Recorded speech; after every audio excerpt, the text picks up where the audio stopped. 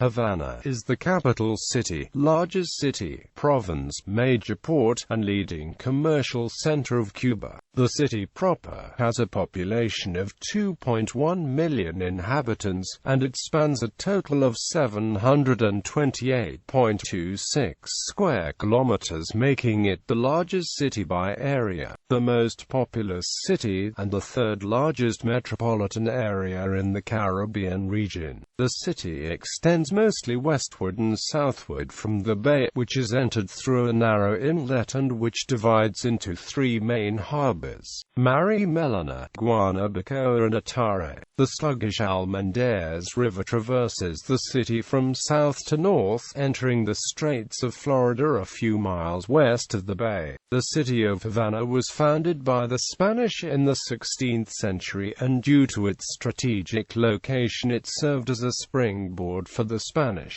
conquest of the continent, becoming a stopping point for the treasure-laden Spanish galleons on the crossing between the New World and the Old World. King Philip II of Spain granted Havana the title of city in 1592. Walls as well as forts were built to protect the old city.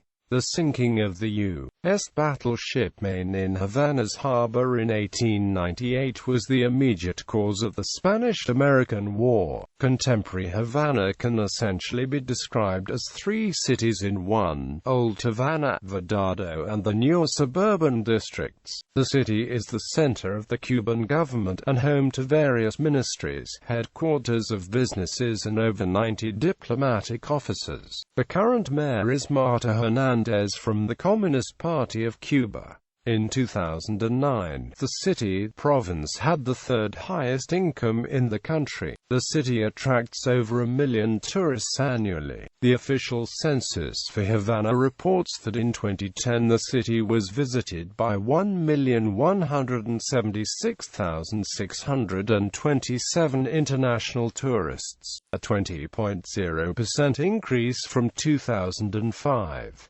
The historic center was declared a UNESCO World Heritage Site in 1982.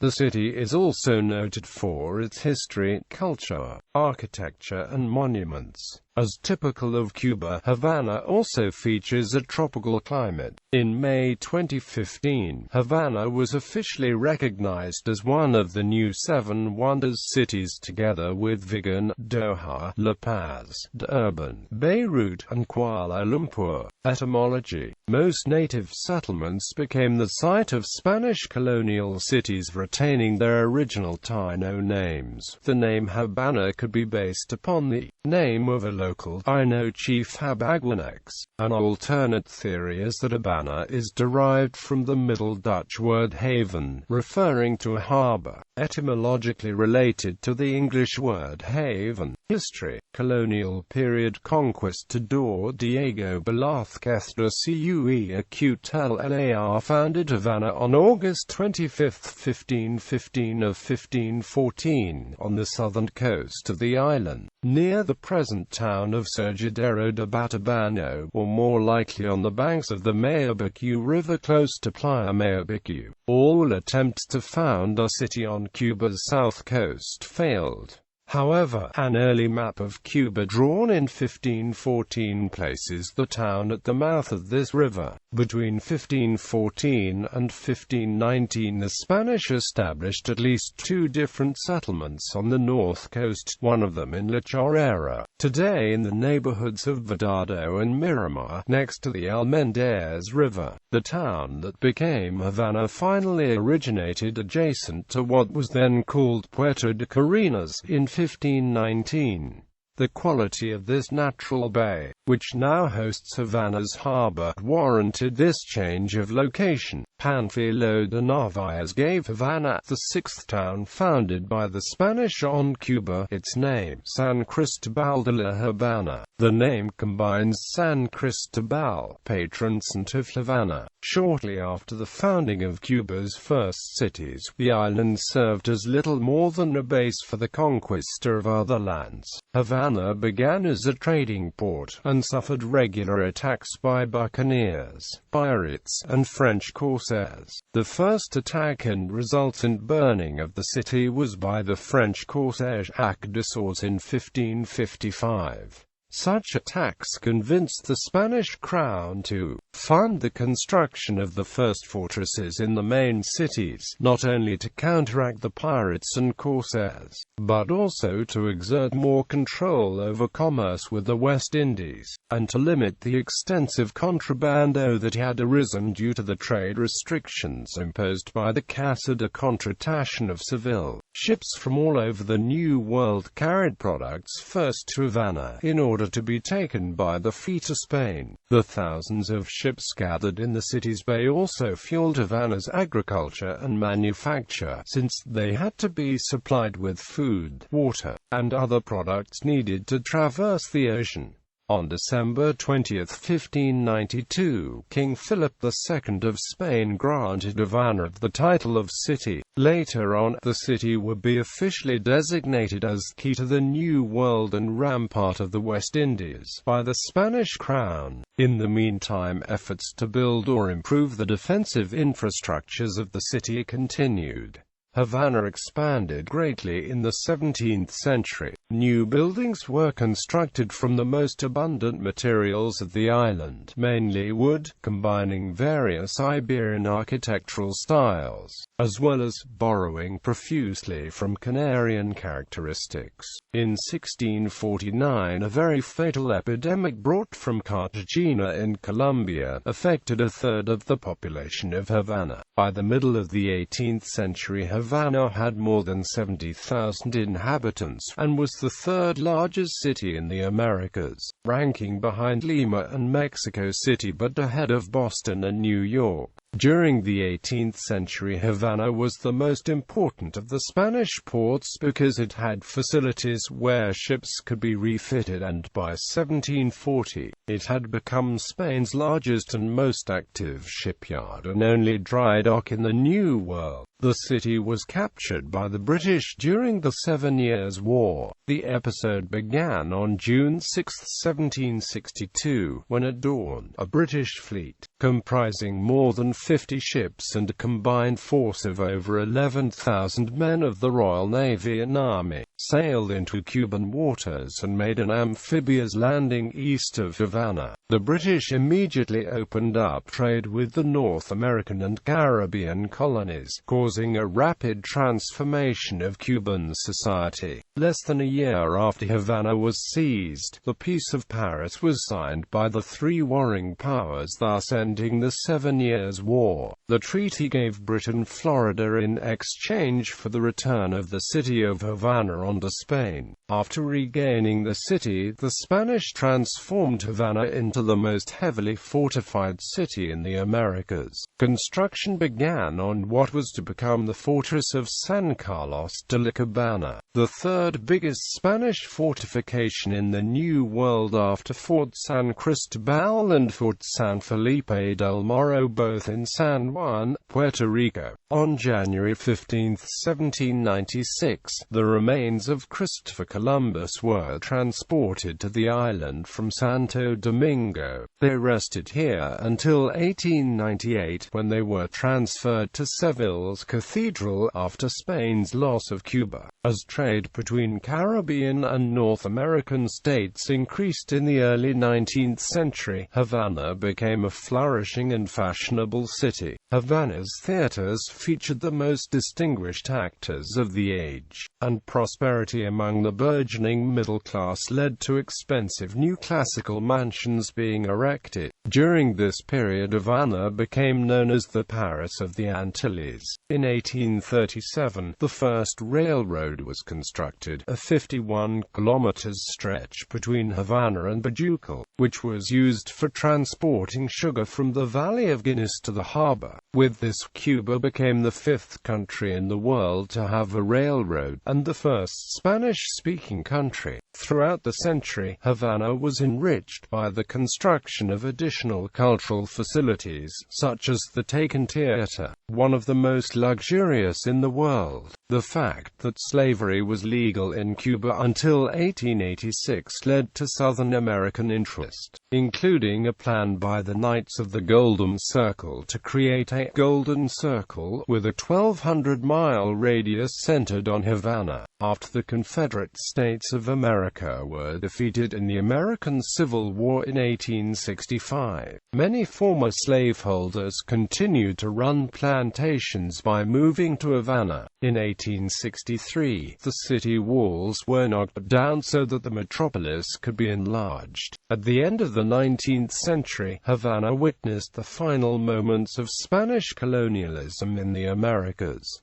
Republican period and post-revolution. The 20th century began with Cuba, and therefore Havana, under occupation by the United States. The U.S. occupation officially ended when Tomás Estrada Palma, first president of Cuba, took office on the 20th of May 1902. During the Republican period, from 1902 to 1959, the city saw a new era of development. Cuba recovered from the devastation of war to become a well-off country, with the third largest middle class in the hemisphere. Apartment buildings to accommodate the new middle class, as well as mansions for the Cuban tycoons, were built at a fast pace. Numerous luxury hotels, casinos and nightclubs were constructed during the 1930s to serve Havana's burgeoning tourist industry. In the 1930s, organized crime characters were not unaware of Havana's nightclub and casino life, and they made their inroads in the city. Santo Traficante Jr. took the roulette wheel at the San Sauce Casino. Mayor Lansky directed the Hotel Habana Riviera, with Lucky Luciano at the Hotel National Casino. At the time, Havana became an exotic capital of appeal and numerous activities ranging from marinas, Grand Prix car racing, musical shows and parks. Havana achieved the title of being the Latin American city with the biggest middle-class population per capita, simultaneously accompanied by gambling and corruption where gangsters and stars were known to mix socially. During this era, Havana was generally producing more revenue than Las Vegas, Nevada. In 1958, about 300,000 American tourists visited the city. After the revolution of 1959, the new regime under Fidel Castro promised to improve social services, public housing, and official buildings. Nevertheless, after Castro's abrupt expropriation of all private property and industry under a strong communist model backed by the Soviet Union, followed by the U.S. embargo, shortages that affected Cuba in general hit Havana especially hard. By 1966 to 1968, the Cuban government had nationalized all privately owned business entities in Cuba, down to certain kinds of small retail forms of commerce. A severe economic downturn occurred after the collapse of the Soviet Union in 1991. Soviet subsidies ended, representing billions of dollars which the Soviet Union had given the Cuban government. Many believed that Havana's Soviet-backed regime would soon vanish, as happened to the Soviet satellite states of Eastern Europe. However, contrary to events in Europe, Havana's communist regime continued during the 1990s. After many years of prohibition, the communist government increasingly turned to tourism for new financial revenue, and has allowed foreign investors to build new hotels and develop the hospitality industry. In Old Havana, effort has also gone into rebuilding for tourist purposes, and a number of streets and squares have been rehabilitated. But Old Havana is a large city, and the restoration efforts concentrate in all on less than 10% of its area.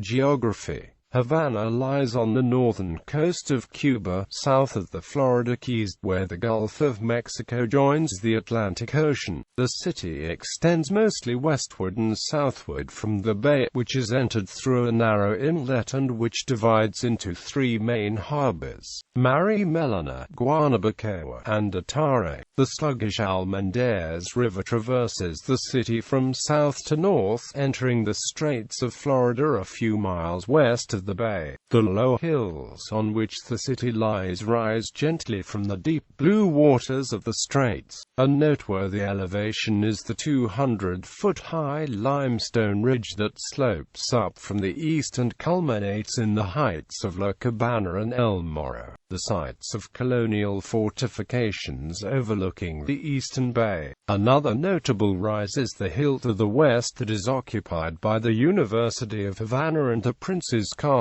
Outside the city, high hills rise on the west and east. Climate: Havana, like much of Cuba, has a tropical climate that is tempered by the island's position in the belt of the trade winds and by the warm offshore currents. Under the Köppen climate classification, Havana has a tropical savanna climate. Average temperatures range from 22 degrees Celsius in January and February to 28 degrees Celsius in August. The temperature seldom drops below 10 degrees Celsius. The lowest temperature was 1 degree Celsius in Santiago de Las Vegas, Boyas. The lowest recorded temperature in Cuba was 32 degrees Fahrenheit in Bainoa, Wicki province. Rainfall is heaviest in June and October and lightest from December through April, averaging 1,200 mm annually. Hurricanes occasionally strike the island, but they ordinarily hit the south coast, and damage in Havana has been less than elsewhere in the country.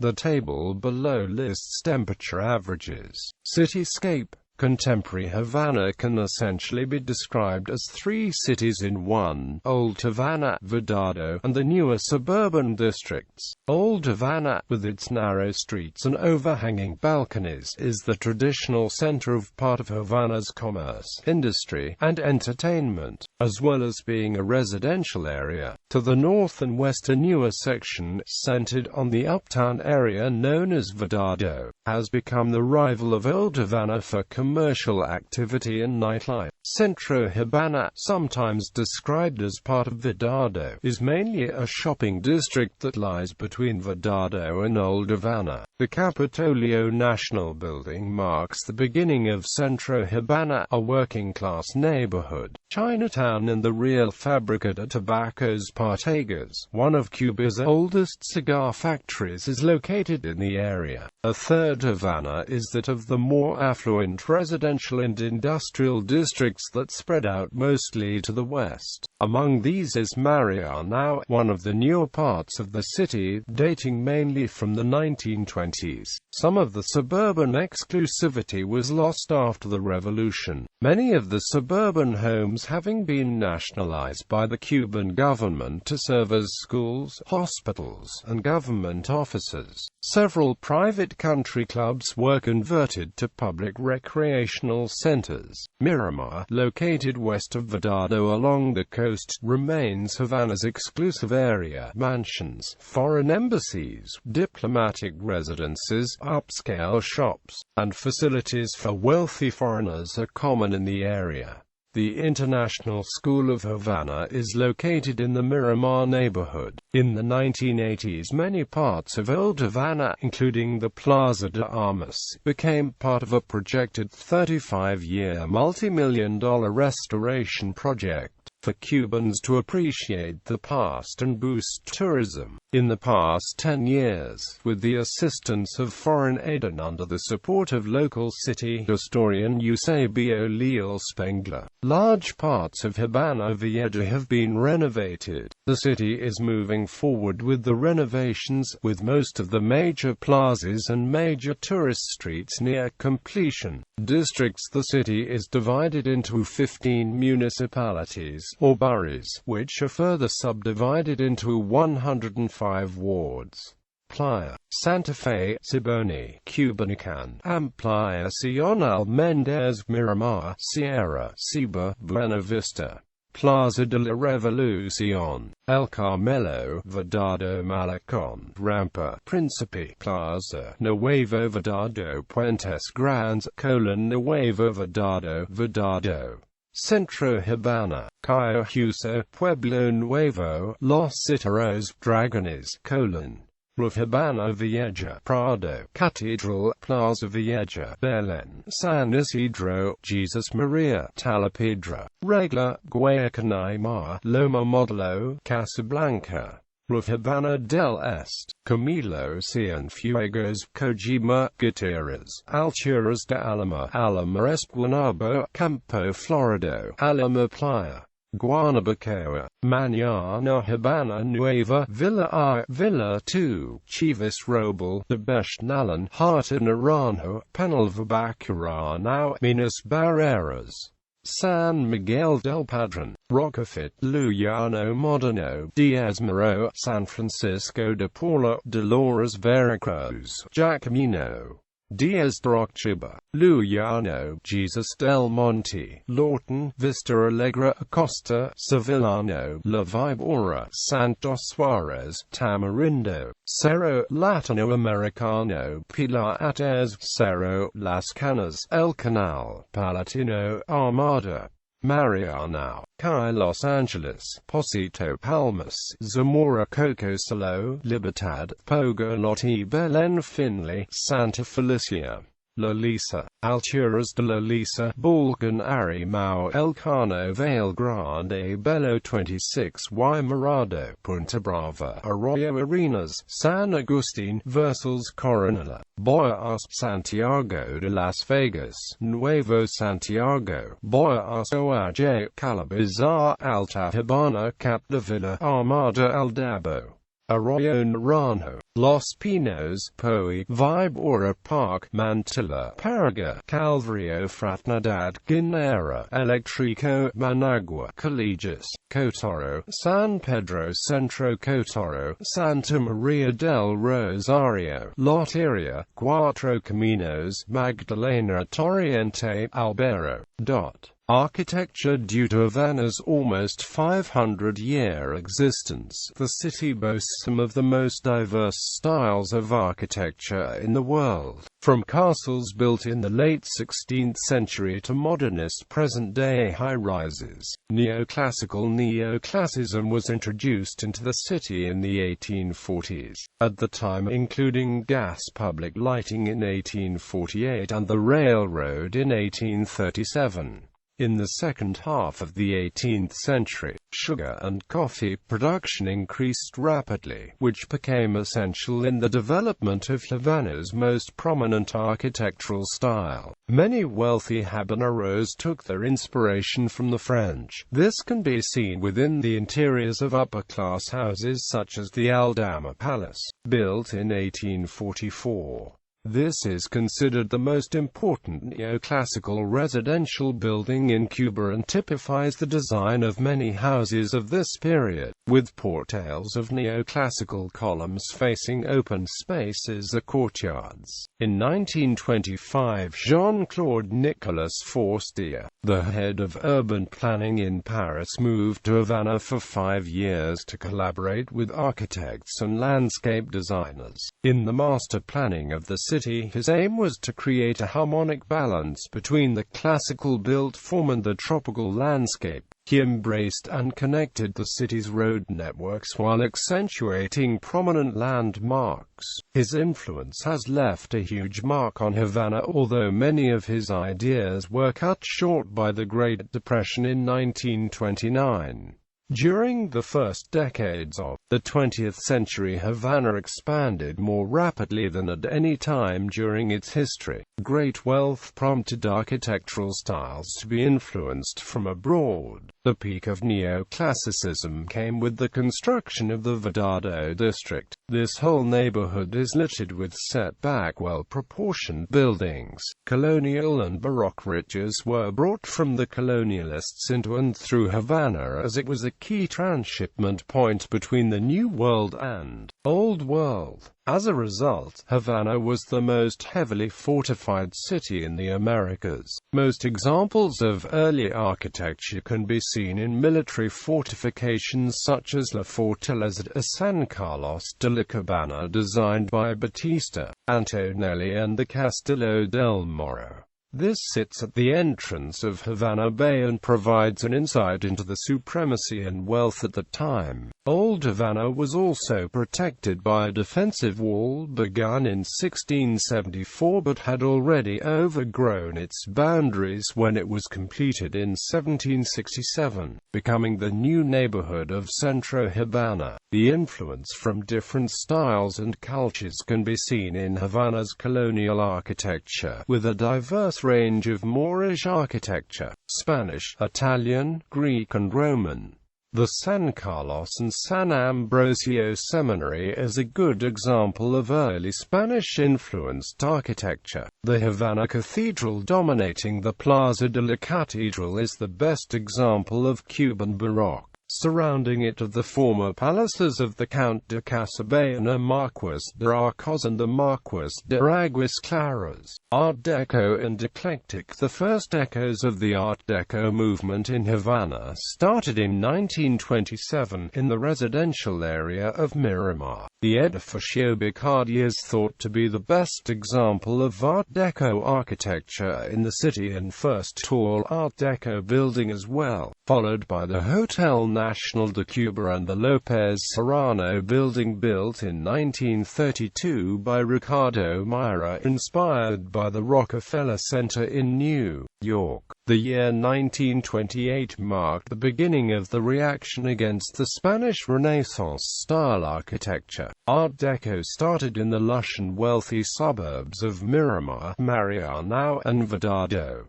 The city's eclectic architectural sites begins in Centro Habana. The Central Railway Terminal and the Museum of the Revolution are example of eclectic architecture. Modernism. Many high-rise office buildings and apartment complexes, along with some hotels built in the 1950s, dramatically altered the skyline. Modernism, therefore, transformed much of the city and should be noted for its individual buildings of high quality rather than its larger key buildings. Examples of the latter are Habana Libre, which before the revolution was the Havana Hilton Hotel, and La Rampa Movie Theatre. Famous architects such as Walter Gropius, Richard Newton and Oscar Niemeyer all passed through the city, while strong influences can be seen in Havana at this time from Le Corbusier and Ludwig Mies van der Rohe. The Edificio Focsa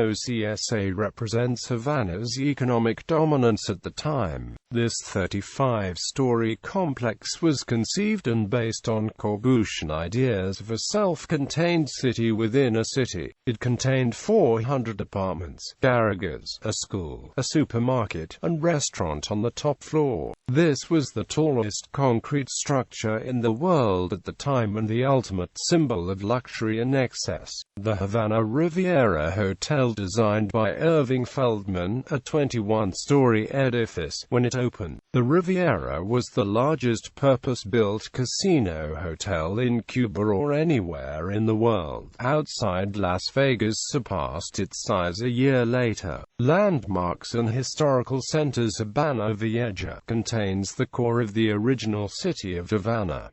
It was declared a UNESCO World Heritage Site.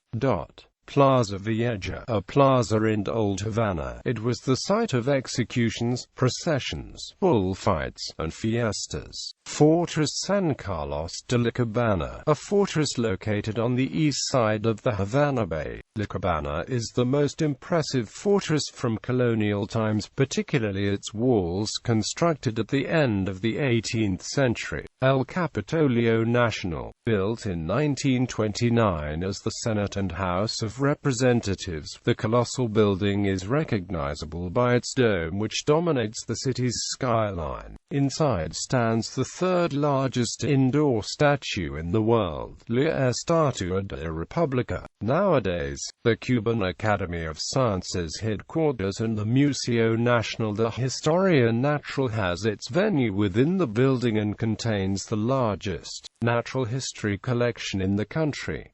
El Morro Castle is a fortress guarding the entrance to Havana Bay. Morro Castle was built because of the threat to the harbor from pirates. Fortress San Salvador de la Punta, a small fortress built in the 16th century at the western entry point to the Havana harbor. It played a crucial role in the defense of Havana during the initial centuries of colonization. It houses some 20 old guns and military antiques. Christ of Havana. Havana's 20-meter marble statue of Christ blesses the city from the east hillside of the bay, much like the famous Cristo Redentor in Rio de Janeiro. The Great Theatre of Havana is an opera house famous particularly for the National Ballet of Cuba. It sometimes hosts performances by the National Opera. The theatre is also known as Concert Hall Garcia Lorca, the biggest in Cuba. The Malecon sea wall is the avenue that runs along the north coast of the city. Beside the sea wall, the Malecon is the most popular avenue of Havana. It is known for its sunsets. Hotel Nacional de Cuba, an Art Deco national hotel famous in the 1950s as a gambling and entertainment complex. Museo de la Revolución, located in the former presidential palace with the yacht Grandma on display behind the museum. Necropolis Cristobal Colon, a cemetery and open-air museum. It is one of the most famous cemeteries in Latin America, known for its beauty and magnificence. The cemetery was built in 1876 and has nearly 1 million tombs. Some gravestones are decorated with sculpture by Ramos Blancos, among others. Coat of arms.